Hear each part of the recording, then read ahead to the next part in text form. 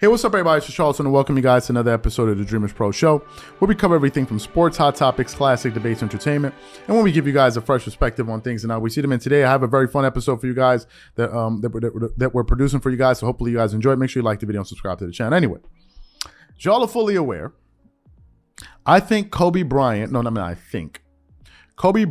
Michael Jordan are the two most lethal offensive wing players to ever play basketball.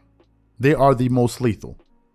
No perimeter player could score the basketball in a myriad of ways like Kobe Bryant and Michael Jordan.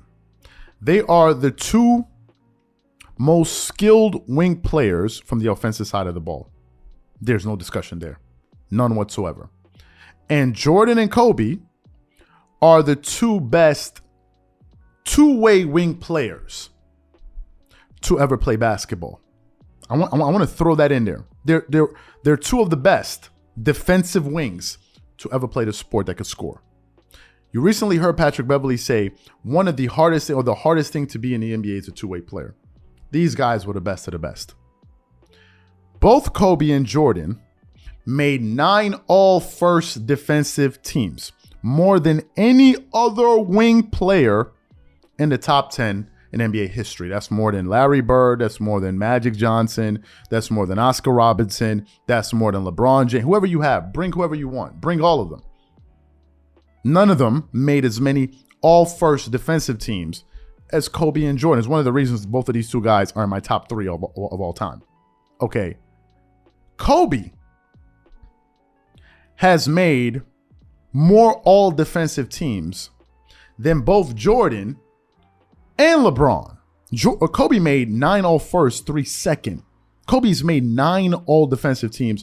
Jordan made 9, but Michael Jordan has a Defensive Player of the Year. LeBron, I think, has made 5 all-first, and I believe 2 or 3 second or so. If I'm not mistaken. I think LeBron's made like 8 or 7 or something. I'm not sure. Maybe 8, if I'm not mistaken.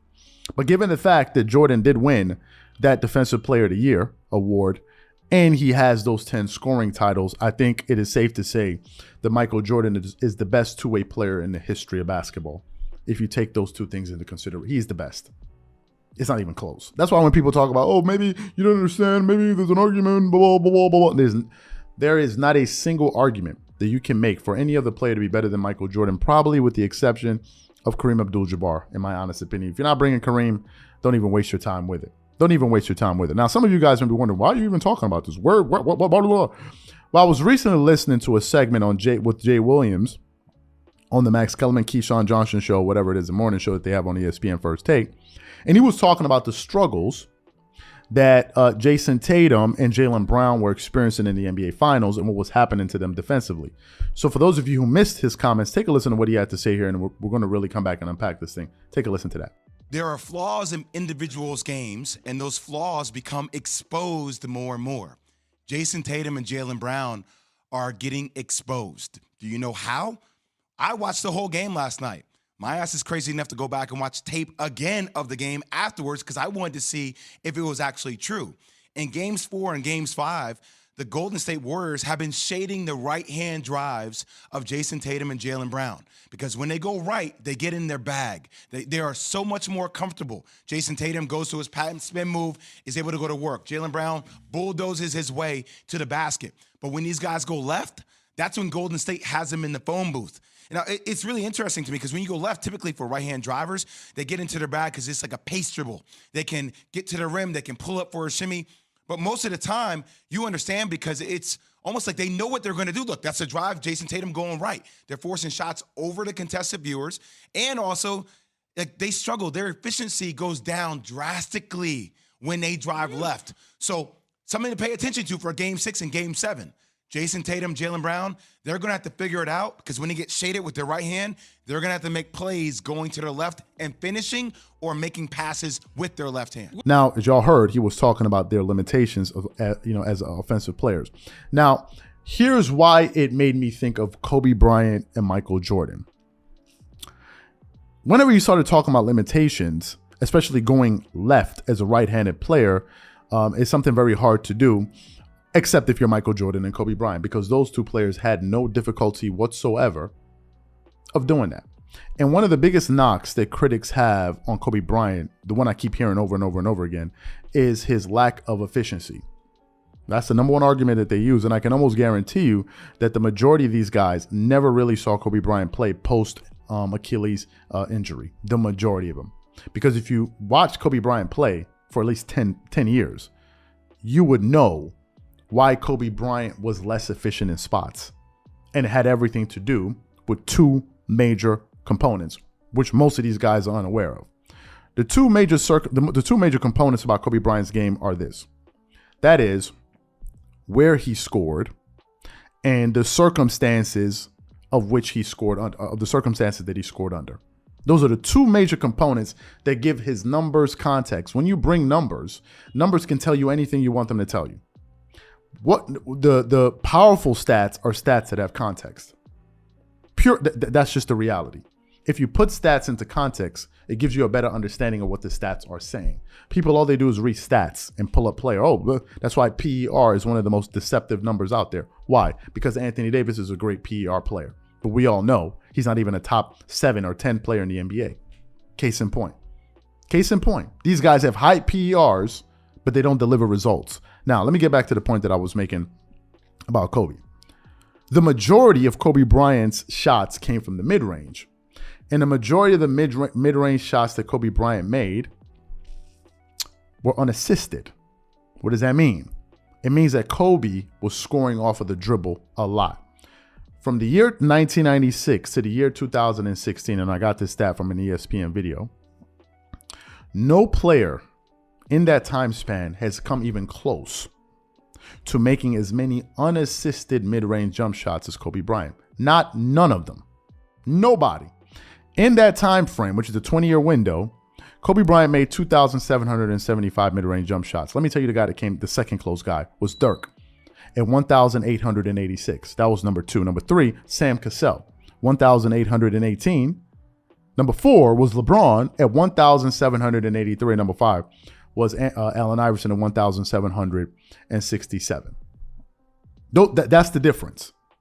Kobe was a master at scoring off the dribble and unassisted, with unassisted shots. Kobe Bryant never played with a Chris Paul. He was just great at scoring the basketball off the dribble, right? And y'all know unassisted shots are harder to make because you have coverage. Whereas you're catching and shooting, all you have to do is set yourself and shoot. And over those years, there were many years talking about efficiency now, given the fact there were unassisted shots, which are harder to make. There were many years Kobe shot in the high 40s from the distance of 3 to 10 feet and 10 to 16 feet. And in some cases, he shot over 50% from those distances. Most Kobe Bryant critics don't know that. If I pull up some of Kobe Bryant's stats, you guys can hunt this information down on StatMuse. Let me just give you some years for guys that are interested in efficiency. In the year 2007 and 2008, from 3 to 10 feet for that season, Kobe Bryant shot 54% from 3 to 10 feet. And then from 10 to 16, he shot 46. The year prior, he shot 47, 46.7 and 48% from the 10 to 16. The year in 2012, 2013, he was 34 years old. 34 years old. Kobe Bryant that year shot 46.2% from the 3. From 2012, yeah. He shot 46.2% and from 10 to 16, he shot 47. In 2013, 2014, think about this. Although he only played 6 games, so I'm not going to use that as a sample size. The point that I make, because the year prior, he played 78 games. So when people talk about, oh, Kobe was not efficient. No. Kobe played basketball in a totally different way than your favorite player. Kobe could flat out shoot. Hence the reason he took more jump shots. Scottie Pippen and these other guys already explained that. The more confident you are in your ability to do something, the more you're going to do it. Hence the reason Kobe took so many jump shots. Kobe Bryant and Michael Jordan have absolutely no weaknesses in their game. And speaking about going left, which was the point that Jay Williams brought up, I actually sat back and watched a lot of highlights of Kobe this morning to make sure I have the information before I did this video. Kobe was adept at going left. And usually, or most of the times when he went left, meaning dribbling to your left and then trying to score instead of dribbling to your right if you're a right-handed player, Usually right-handed players are easier. They can score better going right because that's the hand that they favor. Kobe Bryant, whenever he went left, he always had a pull-up jump shot. And if you know anything about Kobe Bryant and listen to any of his videos, he'll tell you the most unstoppable shot in basketball is a pull-up jump shot. He was lethal going left. He had no issues. What you're seeing happen to Jayson Tatum and these guys would not be happening to Kobe Bryant. It would not. It just wouldn't. Because he was too adept at doing the same thing with Michael Jordan. These guys were perfect offensive scorers. And finally, let me say this.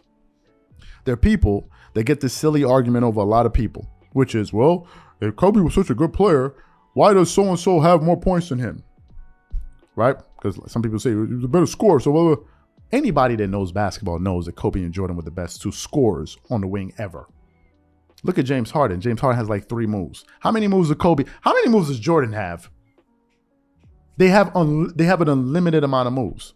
But by that logic, if we're using counting numbers, which people are like, well, you're counting, then by that logic, Karl Malone is a better offensive player than Michael Jordan. Karl Malone has more career points than Michael Jordan. He does. He has more points than him, so he's a better player. Kareem Abdul-Jabbar has more points than Michael Jordan, so no, it's ridiculous. You got to look at guys in a vacuum and in their primes. In their primes, it's not even worth mentioning. So to me, that's what Jay Williams was talking about. The inverse of him talking about their limitations are really the limitation, the lack of limitations that Jordan and Kobe had, which were none on the offensive side of the floor. So these are my thoughts. And I think what I want to know from you guys is what you think. Whatever you guys think, leave your thoughts in the comment section and we'll catch you guys on the next episode. Peace.